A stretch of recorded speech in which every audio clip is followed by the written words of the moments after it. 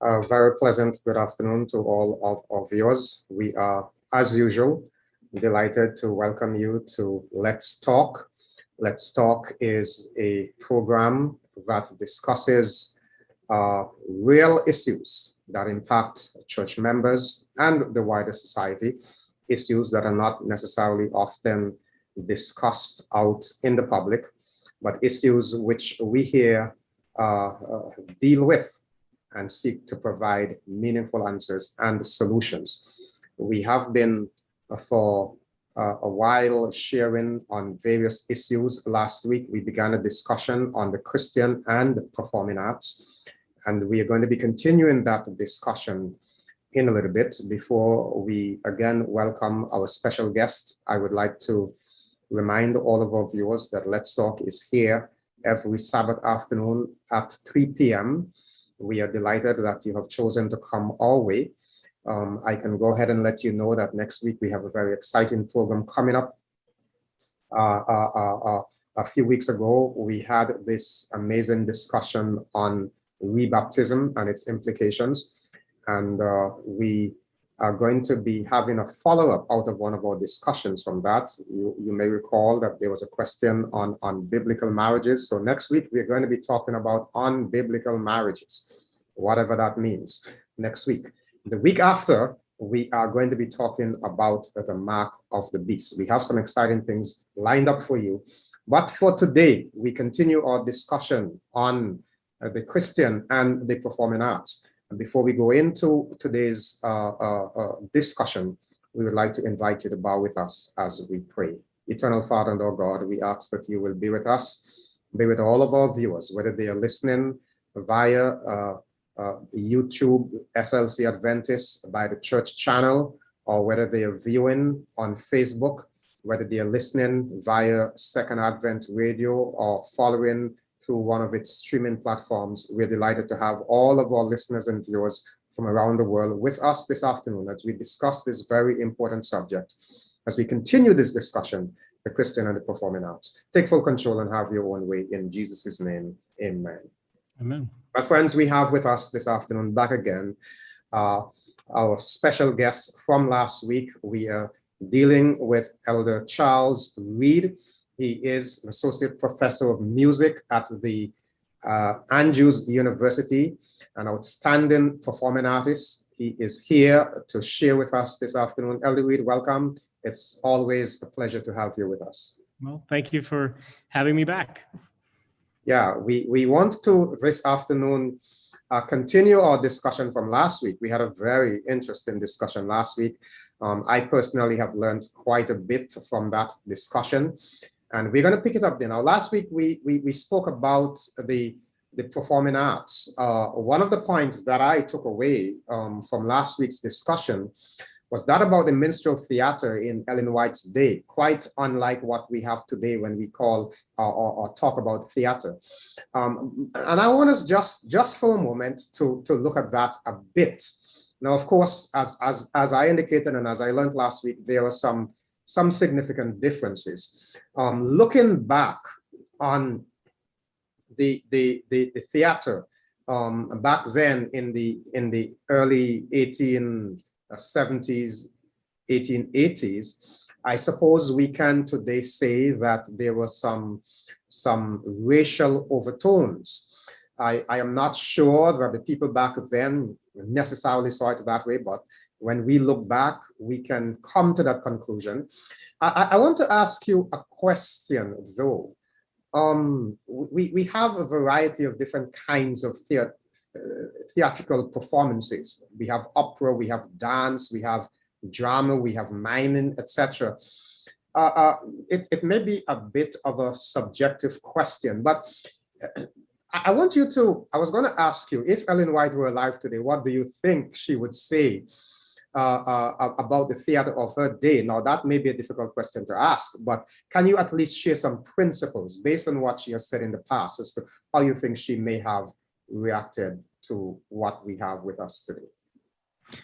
Sure. I would add the disclaimer that I don't consider myself to be an authentic specialist on everything that Sister White wrote.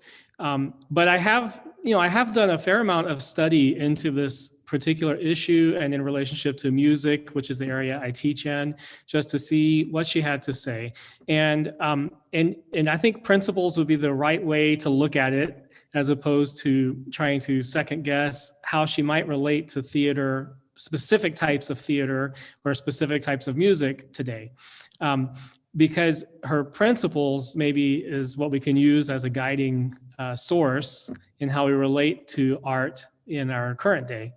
And I would, if I could make two general summaries, and I do mean general, I would say her comments tend to fall into one of two categories when it comes to the arts. And by arts, I mean music, theater, books, any type of art. And so the first would be, is it a waste of time? And so she seems to often be concerned about just using our time in a way that's either not spreading the gospel, preparing for the second coming of Jesus, or not in communion with God in Bible study and so forth. And so that's a concern, is time.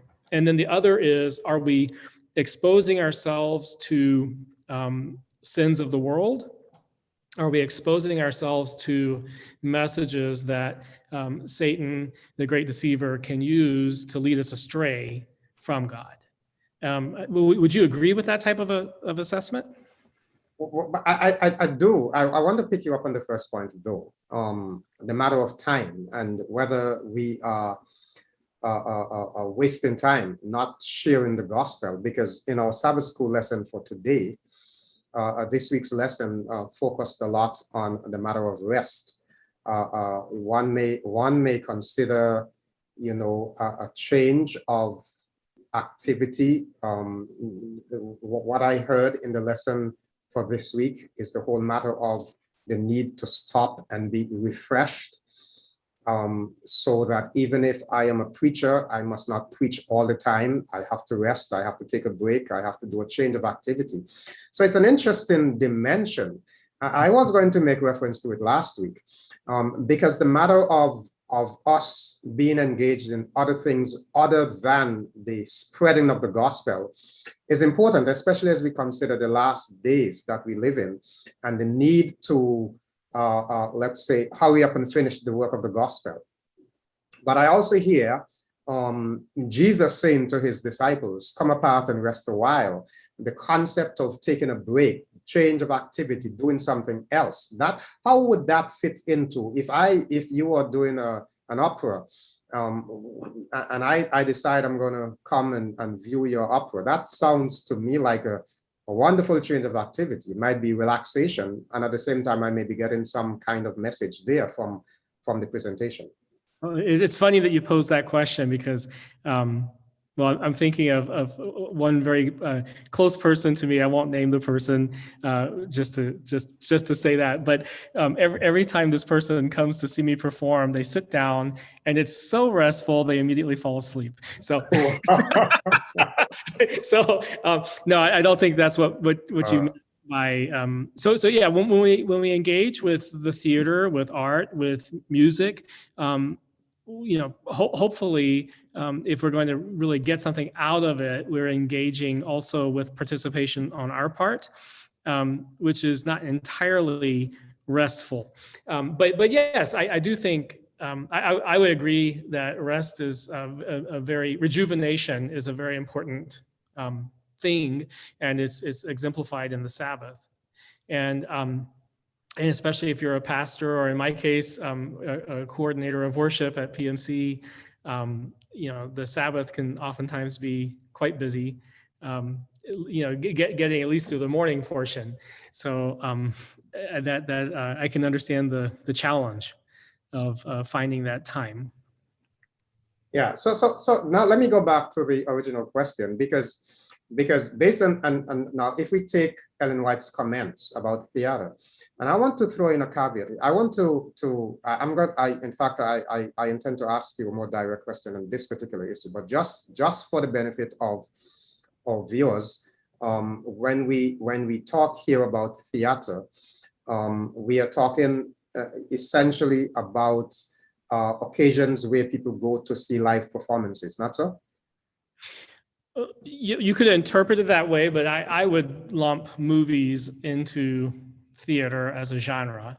Okay. And that's not a live version, but it's a very fixed version. But I think when we talk about theater, in fact, the theater is not mentioned much as a term in the Bible, but I think there's one reference to Paul when he's spreading the gospel in Greece or someplace where Yes. where the word does show up, and there it's I don't think it's talking about a play. I think it's talking about a gathering. Yes, and he went up to Mars Hill, and the philosophers were philosophizing. Yes. Right. Mhm. So in that sense, one aspect of theater would be gathering, and we talked last week about the principle that art is always reflecting society. And we also talked about the principle that each person in the gathering comes away with their own reaction to what they've experienced. They come away with they bring to it their whole their background of who they are. And then they interact with what they experience and take away from it potentially very different meanings from the same performance. Yes, yes. Last week after the program, I took some time to look at the chat, the exchanges in the chat, the comments that people were making. And one of the things that I observed is that there were individuals who were discussing the appropriateness of drama to the religious worship, let me put it that way. So there seem to have been some discussions there. And out of that is this question: is there any evidence of drama in the Bible? Now, would you say that the acted parables of Ezekiel, or God telling Jeremiah to buy a field and weigh out the money and sign the deed in Jeremiah chapter 32, would you see that as drama? And if so, what are the implications for using drama in a spiritual setting? It's a good question. And I have to say, from the standpoint of, do we have evidence of theatrical drama in the scriptures? I'm not sure that we have really clear evidence of it. It could have been something that may have taken place in, for example, the court of Solomon or King David, as a form of entertainment. That wouldn't be surprising to me if that were the case, but that's, I think, conjecture. We have the parables that Jesus used to communicate ideas, in which he would present to us a message wrapped up in a story, but you had to still do a little work and decipher the meaning. And I think that is, in a sense, that's in line with what a good story does. And so even though Sister White, for example, wrote quite a bit about the dangers of novels and so forth, obviously the impact of a good story is a powerful tool, and Jesus used it on a regular basis. I haven't answered your question, have I? So I'm not exactly. So then the next part of it was: is it something that we should have in church? Is that correct? Yes. And so I guess for me personally, I would say I would ask the question, why not? Now, again, the purpose of theater or of any telling, of any storytelling, is to communicate messages and ideas. And I have definitely been blessed by Christian theater. I grew up actually having that as a regular component of my youth group in the church I grew up in, and there were a bunch of plays and musicals being written for all grades. This was back in the 1980s and 70s, for use in either church worship or in special worship programs.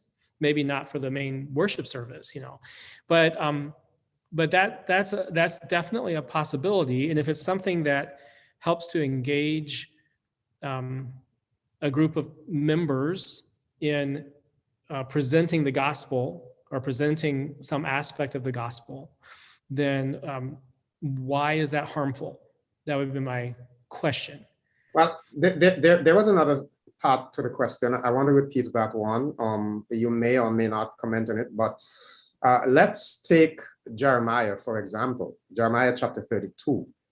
God tells Jeremiah to go and buy a field. Now, this is what you may consider to be an acted parable.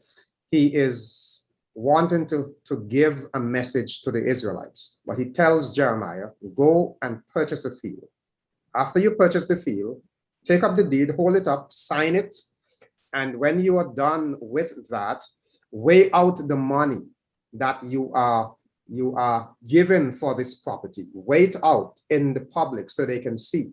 And then he proceeds to say to Jeremiah, this is what this means. So you have just acted out something. Now give them the implications of this. Is that drama? Is that I think that was a part of the question. That acted parable. So God is telling Jeremiah, do this, and then say to the Israelites, as I have done, such and such will happen. I suppose you could see it that way. And I mean, interestingly enough, it's not answering to this particular parable, but interestingly, or example, but interestingly enough, when you talk about oratorio, which is a version of theater that came about during Lent because it was decided that opera could not be observed during Lent, the season of Lent, which is the 40 days leading up to Easter. And, or maybe it's to Good Friday, I'm not sure. I think it's Easter. Anyway, then came about oratorio. Okay, and what are the oratorios that were created to be performed during this time? We have Joshua, which is very compelling, dramatic stories. We have Samson. We have Solomon. We have, there are actually many. There are so many. My brain is kind of forgetting some of the many stories, but there are many Old Testament stories which were taken and then fleshed out. We have Jephthah. There's so many stories that were drawn from the Old Testament and set into dramatic, compelling dramatic, re-experiences, and this was in place of the secular theater that they were no longer allowed to experience during Lent. So the biblical stories in general, when we think about how we relate to them, they are dramatic stories, and they have a lot of the same essence of what we think of when we look at other theatrical stories that would be of interest today. Now, of course, the Bible has the purpose of pointing us back to our Creator and to His purposes. I would never make the mistake of not recognizing that. But I'm just saying the content of a compelling narrative that leads us to a point is present throughout the Old Testament, is present in the parables, and so forth. You made a reference earlier, 2 questions ago, to you growing up. I think you mentioned with Christian theater. Now, that may be new to some people. I would like you to, if you don't mind, say a bit more on that, because that concept for some of our viewers may be new. Christian theater. I sense you're saying that this was a deliberate attempt to produce plays, drama, the like, for Christian audience. How did it really work? Well, I didn't grow up in the Adventist church. I grew up in the Southern Baptist church and in Texas, the state of Texas. But but one common component during that era was Christian theater. Reagan Courtney, who happened to be a friend of my father's, was a rather famous Christian playwright, and his whole career was writing plays to communicate Christian messages that could be done by college students, by youth groups, by so forth.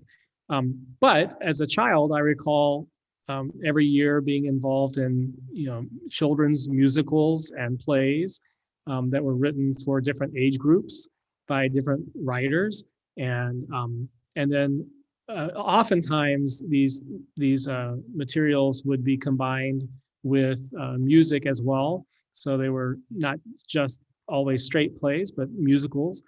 And then in Houston, we had a professional theater group called the AD Players.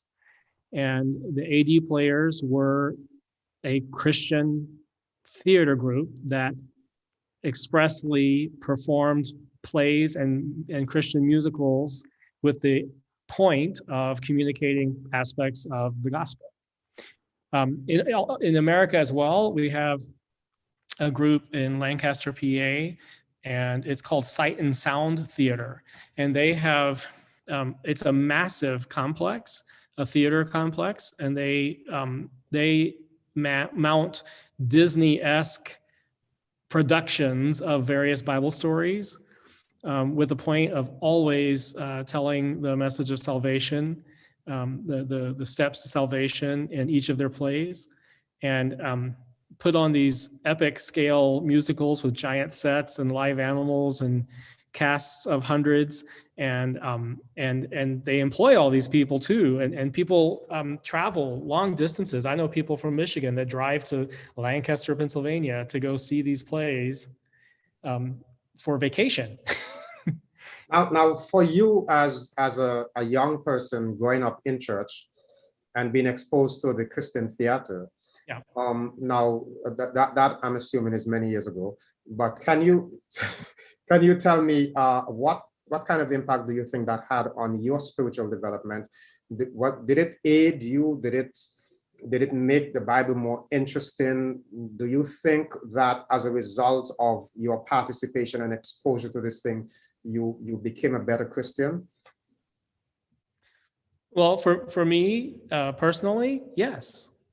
For me personally, experiencing things of that sort allows you to just look at faith, issues of faith from different angles, and it's really like the writings of C.S. Lewis with the Chronicles of Narnia. Many people have found them to be very, very uplifting as young people, and perhaps Adventists don't grow up reading these books, but they're powerful parallels in trying to communicate messages about the gospel, and do so through a fantasy story.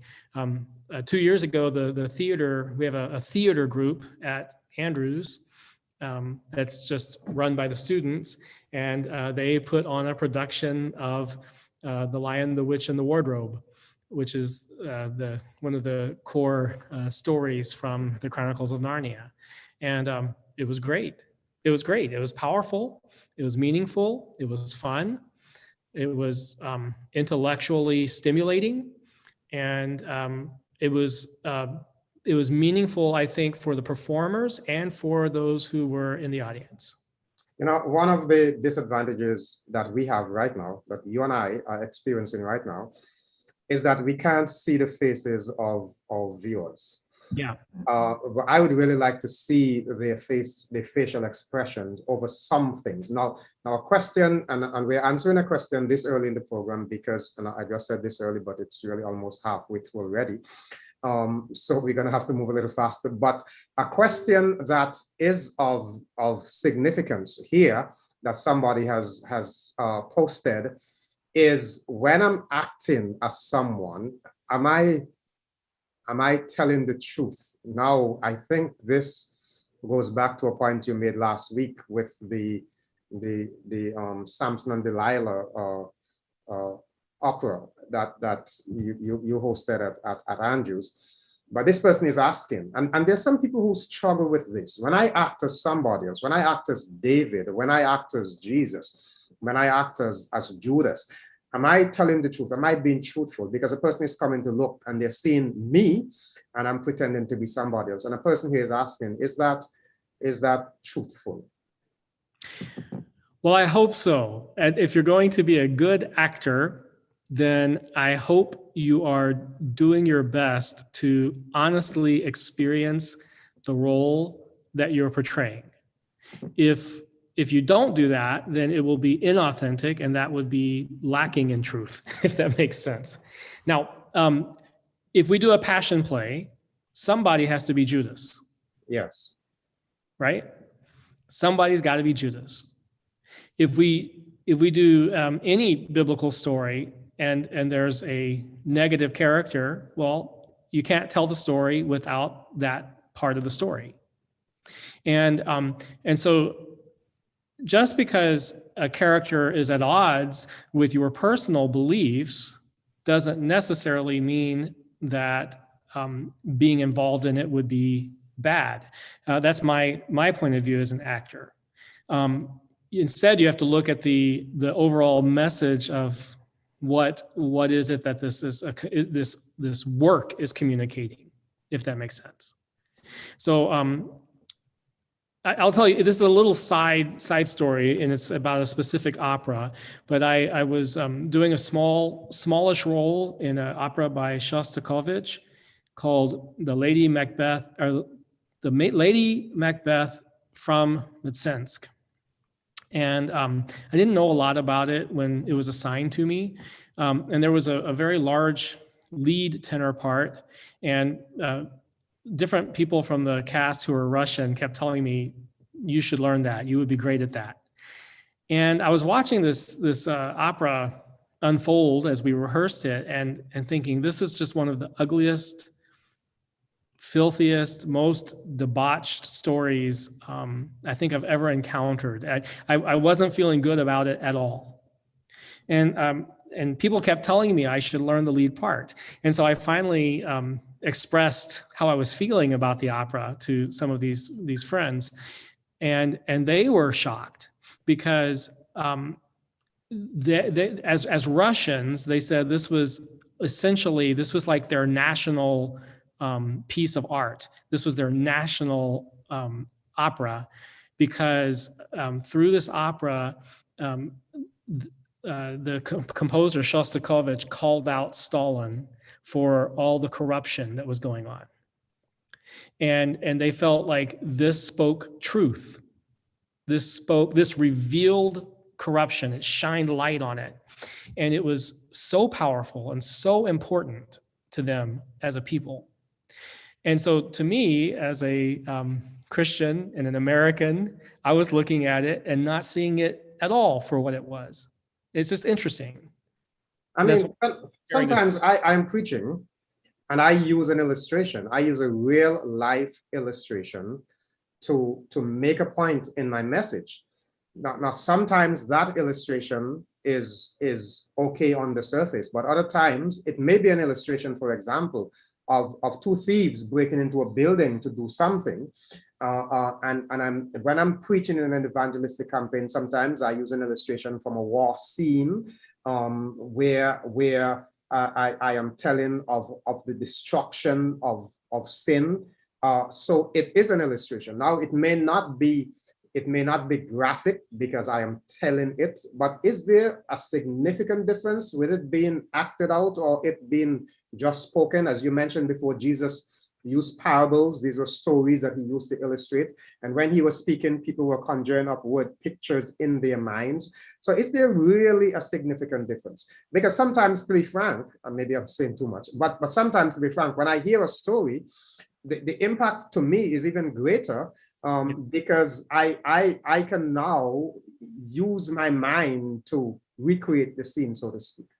Correct. Yeah, I would say most people will tell you that the book is better than the movie, and that's because the book, well, it might have more detail, but also your imagination is painting all the pictures, Yes, that's right. and it can be far more engaging or compelling.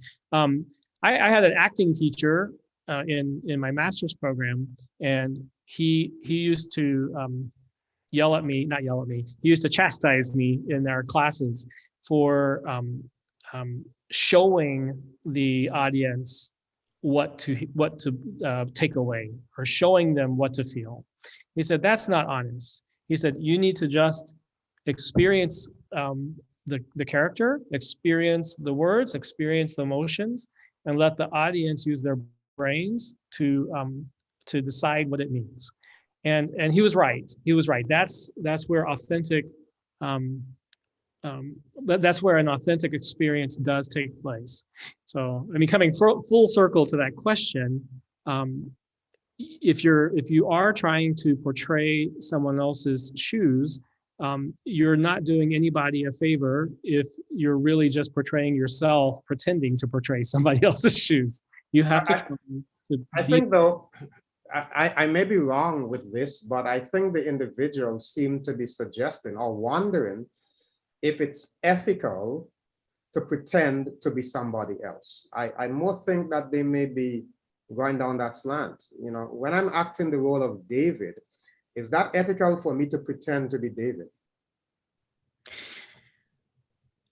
Um, we had a startup church in Hoboken, New Jersey, and we rented from a congregation. We rented the sanctuary from a congregation, and they had purchased a very old, maybe Methodist or Episcopalian church building, and had taken acid and etched out all of the faces of the different biblical stories in the stained glass windows, because somebody had decided that it was a sin to make graven images of biblical stories. Oh.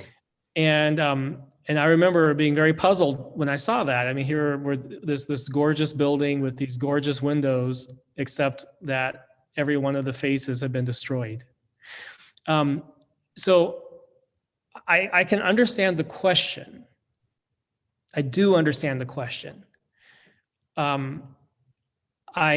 Having acted a lot, it's hard for me to understand why people would worry about that. And maybe that's because I have the advantage of having experienced it. I have played a murderer, but I've never been tempted to become a murderer. I have played a drunkard, but it has not caused me to become an alcoholic. I have played, there are different things that the characters have that I have acted out, but my that has not changed who I am. And I don't think it's because I'm especially strong. I know a lot of actors, and they don't just become the people that they play. So it is acting. On the other hand, I think I shared the story last week about the student who expressed he learned empathy through the task of acting in different people's shoes. He learned how to be more empathetic, and he was very convinced that this was going to make him be a much more compelling doctor, because he would be able to understand where his patients were coming from. You know, I have a dream of learning to play the piano. At my graduation from the Antigua State College, when I was in the A-level department there, we had a graduation play, and I played the role of Mozart, that outstanding pianist. You know, I'm thinking, wow, if you could become the role you acted, I would have been by now a professional pianist. Interesting. Here is uh, I am okay. Let's continue. I believe that many uh, many persons are challenged with drama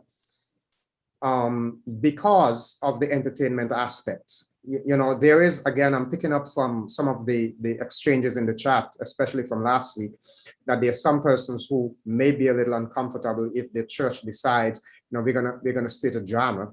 And I'm sensing that one of the reasons for that may be because of the entertainment aspect. Is there the sense that worship should not make us laugh? I mean, maybe I should state that. There is the sense that worship should not make us laugh.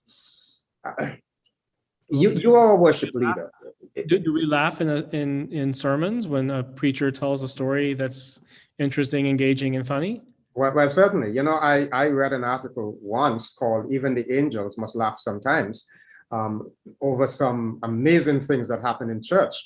But I was about saying you are a worship leader, and I'm asking you this again because of your experience as a worship leader. Worship is a deeply spiritual exercise. Can I worship God and still be made glad by the experience, or shouldn't I be made glad by the experience of worship? Well, I personally believe that when thinking about worship planning as a whole, we should be asking the question: how is this going to engage us as a congregation? You know, how are we going to come together as a people of God, as the body of Christ, and express our praises to God, bring our petitions to God, and so on and so forth. And so for me, the community engagement aspect is key. I think this honors, I hope that this honors God when he sees us engaging in our expressions of worship towards him. And so I'm just saying all that to say that it should be highly participatory. You know, if we sing a traditional hymn, hopefully at the end of the singing of those stanzas, you actually know what you just sang. But I know it's easy to check out, isn't it? It's easy to sing an entire hymn and get to the end and ask, what did I just sing? And kind of not remember. And you know, when we're singing a song, a praise song that maybe we don't know that well yet, we still have an obligation as a congregant to participate, to try to participate, to try to engage, and to you know, really think about the words that we're offering to God. So I think engagement is essential. I think that we do get hung up on the word entertainment, and it has certain negative connotations, primarily being that it's to entertain us, one, and also that it's, again, we get back to the question of time, or you know, that we're just kind of whittling away time, and so you know, Sister White would probably take umbrage with both of those ideas in worship, and so would I. So it's not that I mean, worship should not be about us. Worship is about God, and so the question would be, are we actually engaged? Are we lifting our voices together, our hearts and our minds together? Are we turning our attention to our Creator, or are we turning our attention to ourselves? These are all, you know, I think essential questions we should be asking about our worship. But I certainly don't think it should be boring. I don't think God would be honored if we offered up, you know, uninspired praises. I think too that in as much as worship is about God, definitely one can't argue with that. But there's also the sense that we want, through the worship experience, for people to be drawn to him likewise. So the matter of communicating a message, and I think this is where the drama should come in. Now, if I sing a song, now we all do special musical renditions. Those are live performances. I don't hear people argue about them too much, but they can be placed on the same, or maybe I should ask you, can they be placed on the same level? So I am asked to sing a song. Nobody would ever ask me to sing a song in church. I'm not a singer. But let's assume you are an outstanding international singer. You may be asked to do a musical item in church. You are performing, you are singing, and another person may be asked to coordinate a skit, a drama, a dramatical performance. And they pretty much on the same level. So what is the issue with accepting one and not accepting the other? Well, isn't it just culture? Isn't it the choices of a community, of a group of people, or an area of people? Back in the day at Pioneer Memorial Church, I am told by Pastor Dwight that they used to include drama skits by college groups in worship services. It wasn't the entire worship service, but it might be a 5-minute skit to convey a message that they could then tie into the overall message that was coming with the sermon and scripture and hymns and so forth.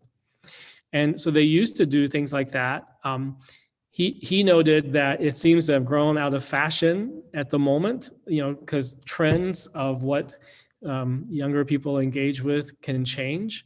But just because it has ebbed in a certain way doesn't mean it can't ebb back, if that makes sense.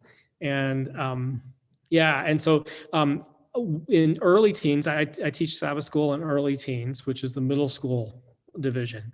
And we've had one of our team teachers he came from Florida, and his big ministry at the church that he attended in Florida was actually Christian drama with the youth. And someone placed a comment here likewise, and if I may just read it quickly. Someone said that our church does employ professional actors at the International Camporee at Oshkosh when they act out each night Bible stories like the story of Esther and David and Daniel, etc. I mean, that's just a comment, but I think it falls in line with what you were saying there. Employee is a pretty strong word, but yeah, they make a few pennies. Okay. Sorry, I shouldn't joke about that. That's also an interesting thing, because those are at Oshkosh, it turns out that the voices you're hearing are oftentimes other actors. They're pre-recorded, and then the actors are people who have learned how to act to the voices on the recording. So you're not even hearing the voices. Sorry if I'm pulling the veil back too far. Interesting. You're not even hearing the voices of the people who are on the stage. So we have 2 tiers of acting going on there. Very interesting. Now, I do want to, in our final few minutes here, there are a couple of questions. If we can answer these very quickly before we go into another aspect of this discussion. So there is a question here that asks, we can't answer all the questions, unfortunately, but isn't there a danger of over sensationalizing certain Bible stories, even in Christian theater? The Bible says, flee the lust of the eyes and the flesh. I think I see where this is coming from. Your comments? Yes, I think there's always a danger. I think that's something that Ellen White does write about in relationship to theater, in relationship to novels. I suspect she would feel similarly, not only for fiction, but also nonfiction, that we could be paying too much attention to human stories and not enough to godly inspiration.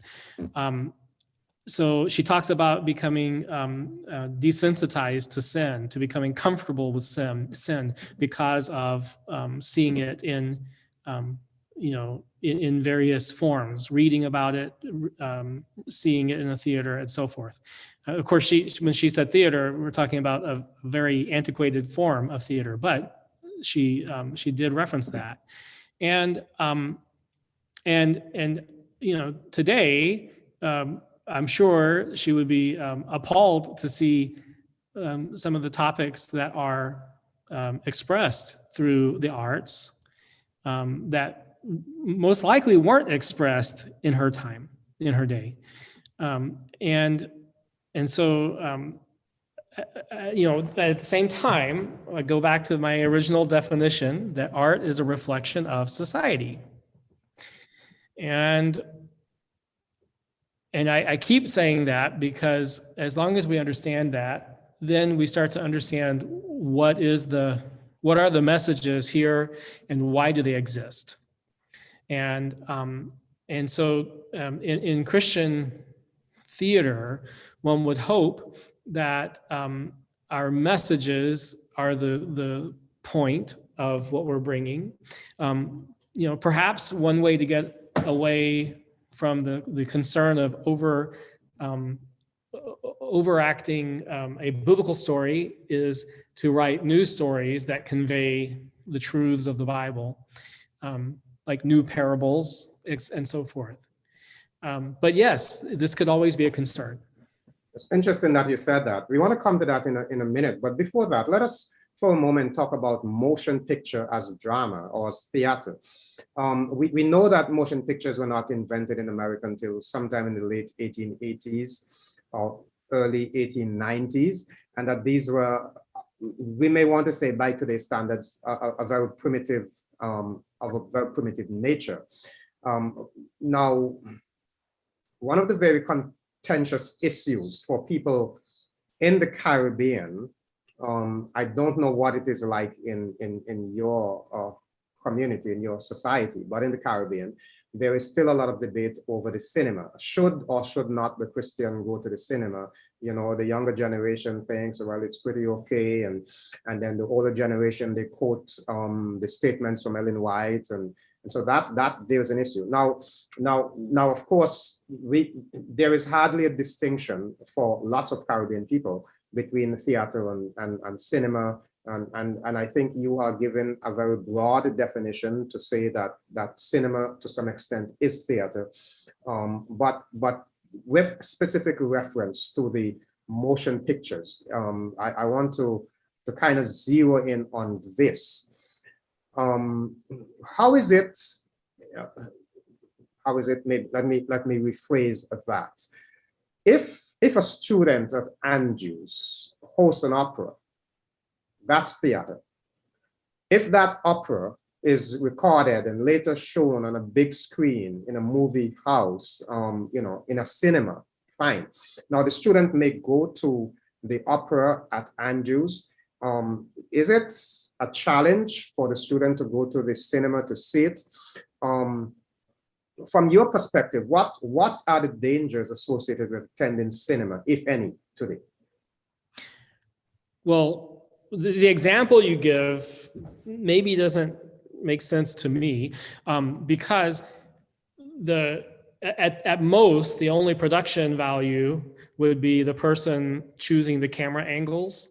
It's really no different than the person choosing the camera angles for worship services at Pioneer Memorial Church every Sabbath.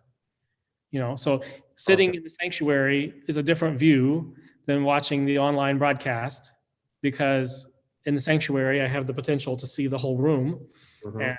And the broadcast is singling in on certain focus points. And so yes, a video rendering of a live performance would do the same. And that is a level of production. But when we talk about cinema, in the sense of Hollywood or movies, then we're talking about absolute control.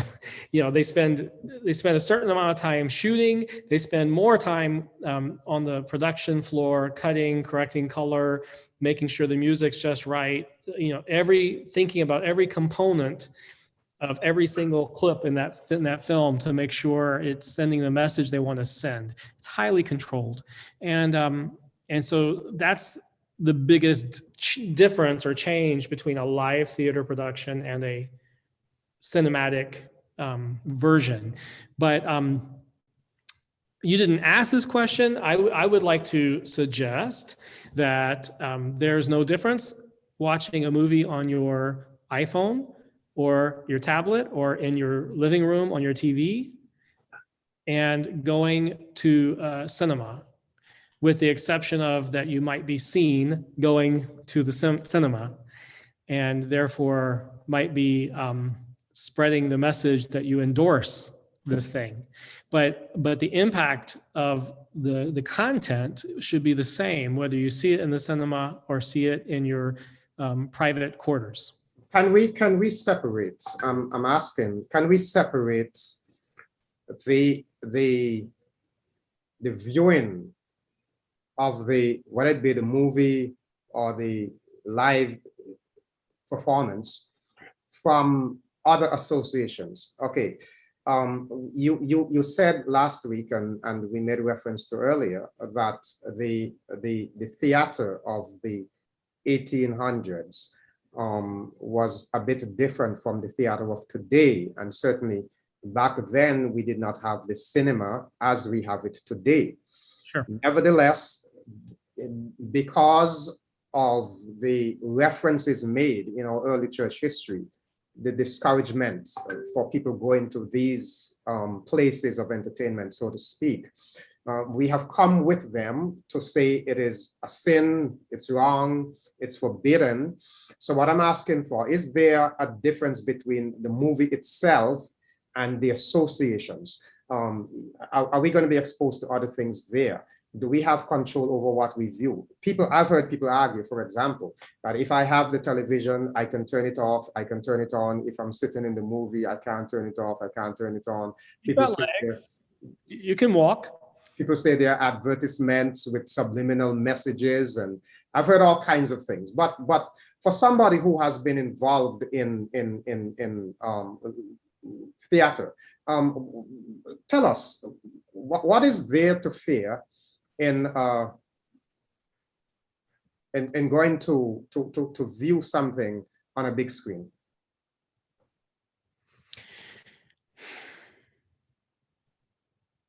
I'm sighing.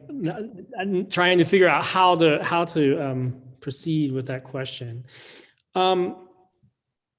Look, when we engage with the world, we have to employ discernment, spiritual discernment, and part of that is, I think, knowing when to stop engaging, to listen to God's Spirit, to stop engaging. I can tell you that, when we think about Philippians 4, yes, whatever is pure, 4:8, whatsoever you do, I think Philippians 4:8. What's interesting to me is that a story does not have to have a happy ending and fake smiles and clouds filled with hearts and bubbly, feely good ideas to be pure or to be good. A story can be entirely broken and be pure and communicate deep truth and can convict us and can change us. And that's the power of theater. The potential power of theater is that it really can and often does express profound truths. Now, the problem is we may not like the truths that are being expressed. We may not agree with the truths as Christians with things that are being expressed maybe from a worldly viewpoint. And there is the danger, right? That we're engaging with messages from the world. But I would suggest that it can't be this different where you live and where I live, that our young people are being inundated with worldly messages through social media, through Netflix, and so on, through YouTube, they are being inundated. Even if they don't own a device, they know people who do. Mm-hmm. And I say that as a leader of our early teens ministry here. I recently, a year ago, started with the worship part, but I've been working for years here in our youth ministry, and I'm just telling you that the question is not will they encounter it. You just should know they are being inundated with these messages. So to me, the question is, can we equip them with the tools of spiritual discernment? Can we equip them with the gift of knowing that just because they can engage, that they also recognize it may not be good, or that it may not be good for them? And these are important questions. But the power of theater wouldn't exist if it weren't powerful and if it weren't meaningful.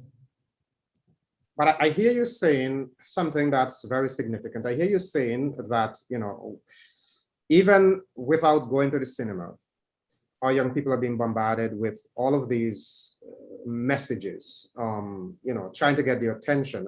And obviously there is an agenda that the devil has, because he wants to captivate our young people.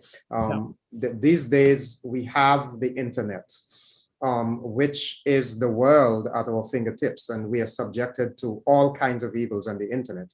So you seem to be suggesting that one of our great concerns in today's society should be to equip our young people with the necessary skill or commitment to God, to know that they need to make a decided effort to choose God over all of these distractions. I think I would agree that that is an important thing that should engage us, should engage our thinking, and we should definitely want to know how best can we equip our people to stand against the forces that pull in every which way. And I would qualify to equip people because I think they will engage. So the question is not to equip them to say no to engaging, but rather to help them see what they're engaging with for what it is. If I was surprised, but in the Sabbath school lessons that we use, I came across one that was about postmodernism and the thinking of postmodernism. And I discovered that none of my middle school students had been introduced to any of these ideas in a formal way. And here they are getting ready for high school, and they don't realize that they are basically products of postmodern thinking. And pulling back the veil and introducing them to this, making them aware of it, and making them aware of how messages come at them, and so that they can see them for what they are. This is what I mean by equipping them. Yeah, very, very insightful indeed. The only challenge I have right now is that our time has expired. And I wish we had time to address some more of the issues. There are a number of questions that I really would like us to answer. I'm going to try to squeeze one or two in. We're going to have to make these responses real short. Somebody wants to know, how does sensationalism in movies differ from that in the Songs of Solomon? Songs of Solomon, Solomon talks about his bride, and he talks about her breasts and her lips and that kind of thing. Well, I mean, you can see that as sensationalism. You can see it as poetry, and it's just beautiful depictions. I guess that's a type of sensationalism, but it's in my way of thinking, this is just using a broad vocabulary of expression to try and grasp emotions and grasp an idea, and that's what art does. in some cases. Some cases it's very broad like that. I think that, with Songs of Solomon, we must not fail to recognize that this is an exchange between a husband and a wife. And I believe that God wants us to know that these are real things, and that romantic love is in order. So the Bible is not seeking to shade certain realities from us. Which I think is a little different from me acting a play and going extra. I think the sense is that one must know his or her audience, because there are some things that may be audience appropriate. There are some things that you also want to consider the occasion, and whether it is my aim to cause people to be thinking in a certain direction, as opposed to getting a message about what do I really intend to bring across. So that is important. I think that distinction needs to be had, and if we are disciplined enough to be intent and delivering a certain message, then I don't think we should have a challenge there. Just one last question, because of the number of questions that we have. Should worship bring out different emotions in us? I sure hope so. And should we use ways people learn to communicate the message during worship? So this person is saying people learn different ways, visual, some are audio, kinesthetic, etc. Is anything wrong with using those to minister to people? I personally believe that God gave us each intellects and creativity, and we should use all of those talents and to the fullest of their capacity to honor God. It's an interesting thing that we as Adventists spend as much time focusing on the Creator God as we do, and yet we have concerns about being creative. Yeah, there was a question on miming, and we don't have time to answer it. I'm so sorry. I did intend to bring it up, but we can't answer all the questions, unfortunately. I want to say to our viewers, because we have to stop now, that next week we are talking about unbiblical marriages. We invite you to join with us. It is going to be, there are some issues relating to rebaptisms that we didn't get time to adjust when we had that discussion. So next week. And then on the 17th of July, our topic is the 17th of July. Yes, it's correct. Our topic is the mark of the beast. We're going to be discussing that in light of all of the controversies concerning surrounding the COVID pandemic and whatever else. What does the Bible really mean by the mark of the beast? Elder Reed, I am profoundly appreciative of your presence with us and for you taking time from your schedule to be with us. We're so very thankful, and we look forward to having you sometime in the future. It's been my pleasure. Well, for those of you who are viewing, the young people this afternoon at 4:30 on SLC Adventist, they're starting a new series. It's called Truth Be Told.